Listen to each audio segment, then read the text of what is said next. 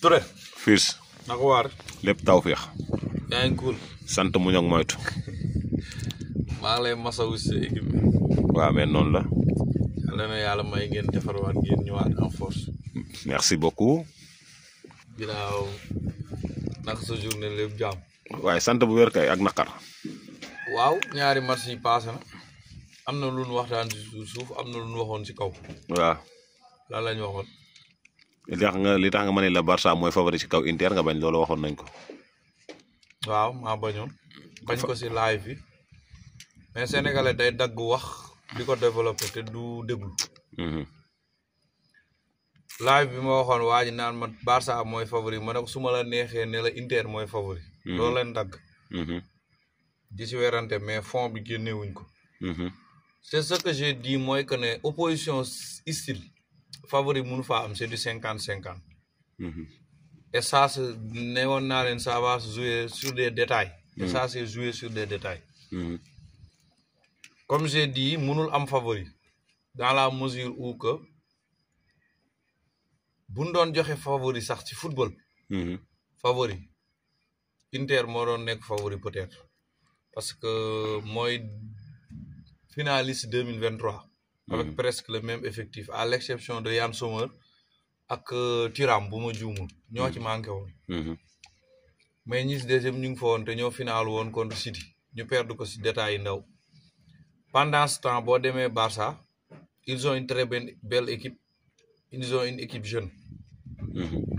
ñoom boo xoolee daanaka Ter Stegen defe naa Lewandowski ak De Jong ñoo fa defoon demi-finale quoi ñoo fa mos a joué demi-finale bu ma juumul. te Barça mu ngi mujjee demi-finale 2019. donc côté boobu peut-être Inter moo doon favori ci expérience. kon foofu nga waxee woon. waaw non détail dafa bëri football tënkuwul ci benn affaire mën naa wax ni tam Inter fekki na Bayern nu dóor ko retour mu géré matcham. maanaam Inter ogre la quoi. dama doon bañ ku naan Barça mooy favori xam nga il faut comprendre une chose. supporteru boo football yi ils ont la manie de dire que ne ku dul def plus de 600 passes tu joues pas au football. le football ne marche pas comme ça. loolu moo dal Lac de Guiers ak sénégalais yi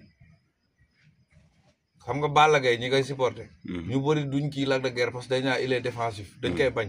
lamb Sénégal majeure partie dañ koy bañ parce que day défendre. aduna bi nag ñu xamul football ñu bëri wala fanatique gu Barça yu bëri dañ naan Inter mooy loolu parce que duñ équipe buy jouer. gaw ma ne woon sax Inter mën na dóor Barça. waaw ngëm-ngëm la mais ñun ñu yàgg xam football xam nañu Inter mën na dóor keneen ku dul Barça. opposition di style la Barça il joue sur la possession de balle sur le pressing extra. aller bi ils ont fait 3-3 au Barça. loolu waroon na leen a yee. ci benn affaire. bien vrai qu'au retour Barça pouvait battre l'Inter facilement. ci ay faits de jeu.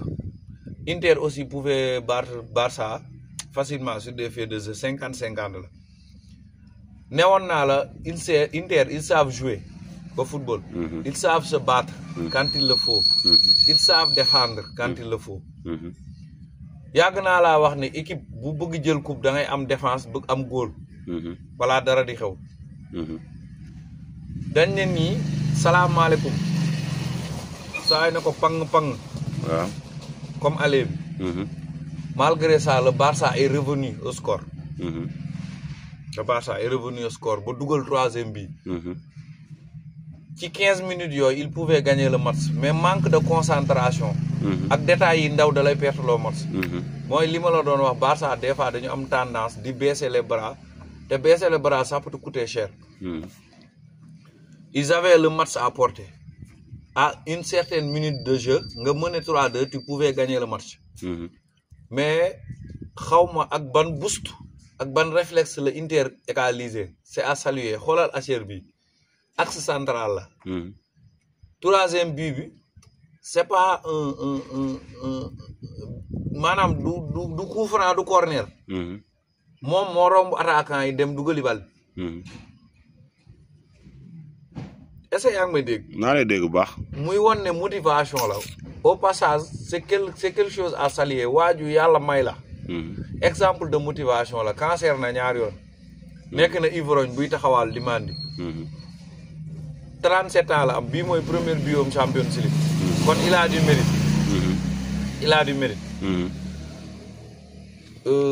motivation la exemple de motivation la biñ demee prolongation Sommer a permis à l'Inter de tenir parce que Lamine Yamal il est censé peut-être il est le futur meilleur joueur du monde loolu lañ koy reconnaître futur ballon d'or là il apportera des Ligues des Champions au FC Barça bu nu démérité Inter a gagné par des détails Inter méritait sa qualification et il est qualifié en finale 50-50 la si ay détails ndaw la ci arbitre jàppale leen garaawul amul loolu man du ma dugg si yenn détails parce que du ma supporter du ma waxoy supporter football laa lay wax ak fait de jeu yooyu amul problème bu amee bu amul ñun ay anglais lañ duñu ay espagnol ci ki ma dégg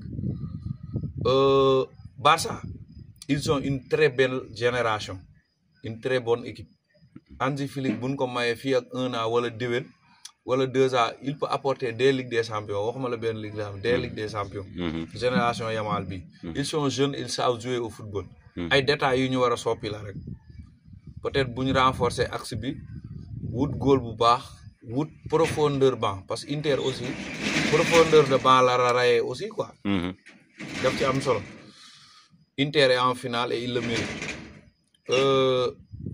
Paris ak Arsenal moom du ma ci sori li ma la waxoon nga gis rek Paris est meilleur que Arsenal loolu nga waxoon loolu moom nga am na leer nañ Paris est meilleur que Arsenal surtout newoon naa la Paris est capable de gagner sur n'importe quel terrain face à n'importe quel adversaire on aura une belle finale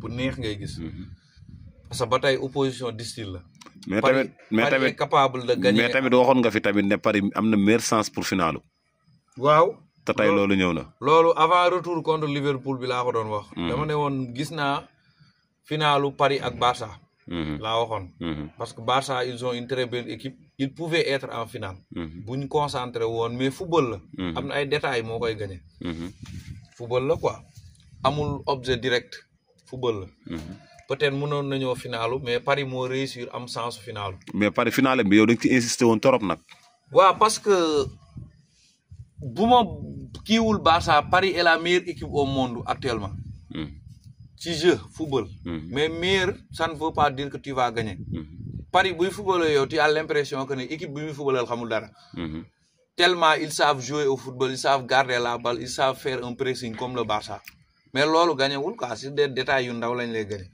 Paris day xaw a passif quelque temps mais Arsenal bii du Arsenal buy dugal bii yu bëri yàgg naa laa wax ku dul coup de pied arrêté fait de jeu Arsenal du ci dugal lu bari te ay joueurs yi amul mental lañ yor yu si mel ay Saka ay Martinelli amuñu mental ils savent jouer au football mais amuñu mental la gagneur Arteta aussi amatul mooy loolu confiance bref on aura une très belle finale suba yàlla na Chelsea qualifié yàlla na Man U qualifié yàlla na Tottenham qualifié Man U door Tottenham final Chelsea door Betis wala Fiorentina kum ci am final ok amul leneen Bégué mais Barça du courage vous avez une très belle équipe une très belle génération devant vous yàlla na yàlla may jàmm ngeen gën a progresser ok merci Mbaye Ndiaye big up respect ok Nijaay big up respect